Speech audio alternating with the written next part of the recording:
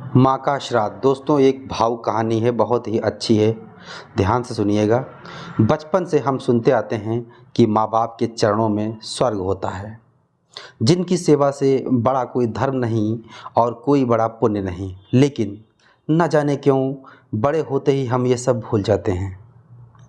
इस भावुक कहानी को पढ़कर शायद कुछ लोगों को वो सारी बातें याद आ जाएंगी। दीदी, याद तो है ना, कल माँ का श्राद्ध है, हमने बड़ी पूजा रखी है उनके आत्मा की शांति के लिए, इसलिए आपको शाह परिवार के साथ आना ही है। रूही अपनी ननद कोमल को फ़ोन पर कहती है ये बात। तभी कोमल उसकी भाभी को बोली, मैं नहीं आ सकती, आपको तो पता है कि उनको छुट्टी नहीं मिलेगी। और दीदी, ऐसे कैसे, माँ के जमाई और बेटी उनके श्राद्ध में नहीं आएंगे तो उनको शांति कैसे मिलेगी, इसलिए आपको आना ही पड़ेगा, बाकी मुझे कुछ नहीं पता। इतना बोलकर रूही ने फ़ोन रख दिया। इधर कोमल पुरानी यादों में खो गई। जब उसको उसके पापा की मृत्यु हो गई थी तभी कोमल अपने मायके गई हुई थी। कोमल को माँ बोली, बेटा तुम्हारे पापा मुझे छोड़कर अकेले ही चले गए, पता नहीं अब किसके आधार पर छोड़कर गए। माँ कोमल के गले लगकर रो रही थी। तभी कोमल बोली, यह सब लोग तो हैं ना, भैया भाभी और बच्चे, तो चिंता क्यों करती हो। कोमल कई दिनों तक अपनी माँ के पास रहकर आई थी, लेकिन हमेशा ज़्यादातर फ़ोन पर बोलना होता था। कभी कॉल पर तो कभी वीडियो कॉल पर बोलना होता था। बेटा क्या बनाया तूने। एक दिन माँ ने वीडियो कॉल पर पूछा, माँ आलू की सब्ज़ी और रोटी बनाई है। कोमल ने जवाब दिया। माँ बोली, अरे वाह। सब्जी का नाम सुनते ही माँ की आंखों में एक अलग ही चमक देखने को मिली जो कोमल को दिखी। तभी कोमल माँ को बोली, माँ तुम्हें खाने का मन हो रहा होगा तो भाभी को बोलो, बना कर दे देंगी। कोमल हंसते हुए माँ से ये बात बोली। तभी माँ बोली, नहीं नहीं, अब इस उम्र में आलू कहाँ पचते हैं बेटा, मैं तो ऐसे ही बोल रही थी। जब तुम्हारे पापा हुआ करते थे तब बहुत बार बनाती थी। भाभी का तो नाम लेते ही जैसे माँ की आंखों की चमक गायब हो गई। माँ ने फ़ोन रख दिया। माँ को क्या हो गया, ऐसे क्यों बोल रही थी, वह सब ठीक तो होंगे ना। कोमल अपने आप से बातें कर रही थी। ऐसे बहुत बार खाने की बातों पर बातचीत होने पर माँ की आंखों का भाव बदल जाता था, लेकिन ऐसा क्यों था वो समझ नहीं पाई। लेकिन इसके पीछे का राज उसके समझ में आया जब वह छुट्टियों में 2 दिन के लिए मायके गई थी। एक दिन कोमल माँ के कमरे में माँ के साथ गपशप कर रही थी। तभी दीदी खाना खाने चलो। रूही माँ के कमरे में आकर कोमल को बोली, चलो माँ तुम भी खाना खा लो। कोमल उठते उठते हुए बोली, अरे दीदी नहीं, माँ को क्यों तकलीफ़ देना, वह यहीं पर ही खाना खा लेंगी, आप चलो। रूही बोली, लेकिन भाभी, लेकिन कुछ नहीं दीदी, आप चलो, माँ के घुटनों में दर्द होता है इसलिए माँ कमरे में ही खाना खाती हैं। रूही स्पष्ट रूप से बोलती है, तो फिर भाभी मेरा भी खाना यहीं पर लाओ, हम दोनों साथ में खाना खाएंगे, ऐसे कोमल अपने भाभी से कहती है। इस पर रूही कुछ नहीं बोल पाई, लेकिन कोमल को साफ तरीके से समझ आ गया कि रूही को यह सब पसंद नहीं आया। वह चुपचाप वहाँ से निकल गई और थाली में पूरी सब्जी, रायता, अचार लेकर आई और माँ के लिए खिचड़ी। माँ यह क्या है, तुम यह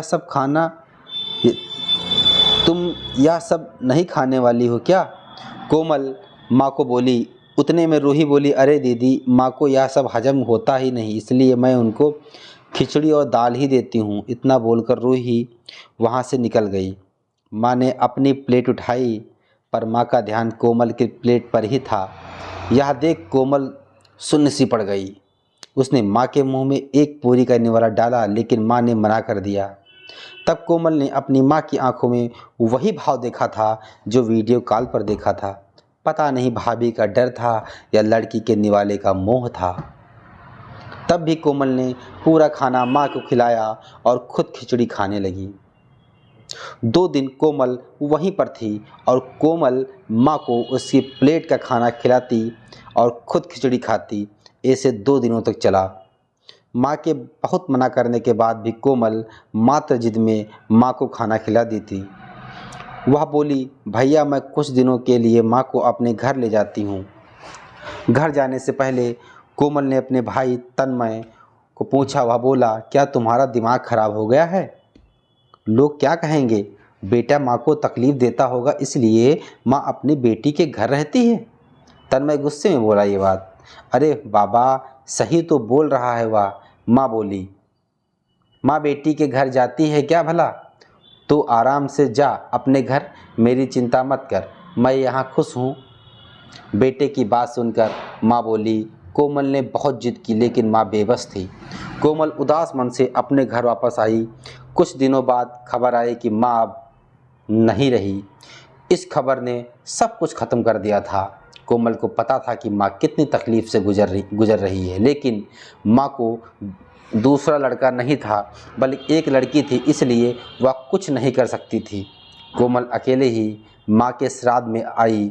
आज माँ के श्राद्ध में 56 तरह के भोग बनाए गए। सब लोग मज़े से खा रहे थे। लोगों ने रूही और तन्मय की वाहवाही करने में कोई कसर नहीं छोड़ी।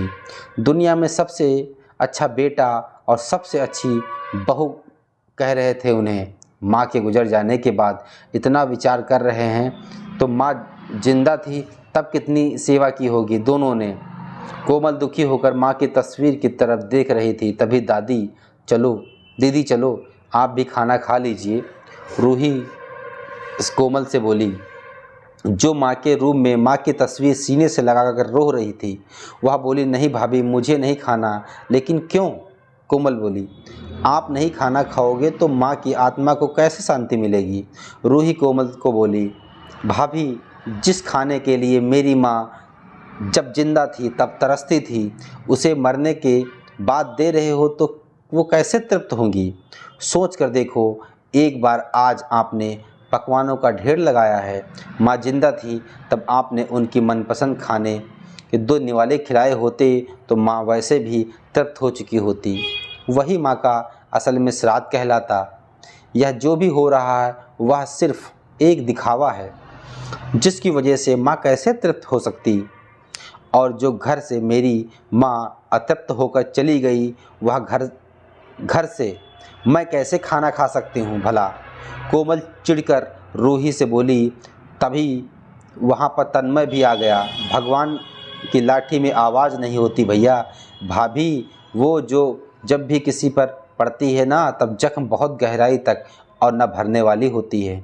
आप भी तो 2 बच्चों के माता पिता हो, लेकिन मैं भगवान से दुआ ज़रूर करूँगी कि आप जब तक जिंदा हो तब तक आपको अतृप्त ना रखें।